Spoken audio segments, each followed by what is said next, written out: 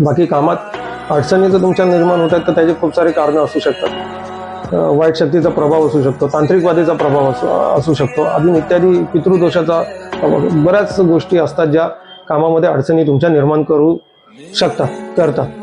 तुमच्या नशिबात जी पण गोष्ट असते, वस्तू असते, ती मिळण्यामध्ये खूप अडचण निर्माण करतात. तर तुम्ही अशा वेळेस जर तुम्हाला वाटतं की तुमच्यावर निगेटिव्हिटीचा इम्पॅक्ट आहे, तांत्रिक बाधेचा प्रभाव आहे, भूतप्रेत बाधेचा प्रभाव आहे, तर अशा वेळेस तुम्ही भैरव कवच मागू शकता.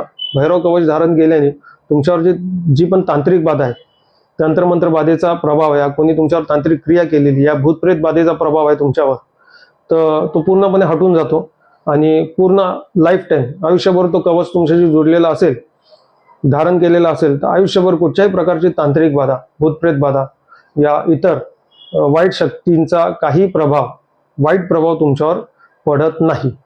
तर ज्यांना कोणालाही असं वाटत असेल की तांत्रिक बाधा आहे, वाईट शक्तीचा प्रभाव आहे, तर त्यांनी भैरव कवच ते लोक मागू शकतात आणि धारण करू शकतात आणि वाईट शक्तींपासून स्वतःचा बचाव करू शकतात आणि ऑलरेडी जर वाईट शक्ती असेल, भूतप्रेत बाधा असेल, तर ती हटू शकतात. जय श्री महाकाल.